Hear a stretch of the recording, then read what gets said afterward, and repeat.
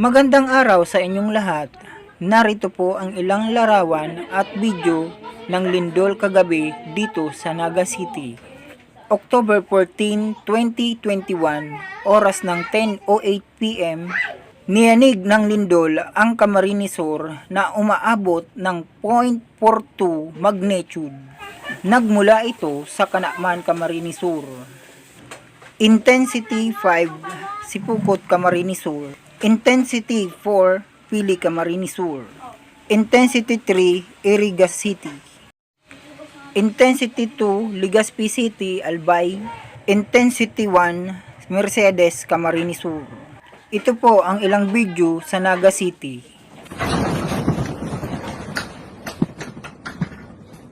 Oh my God, in Jesus' name.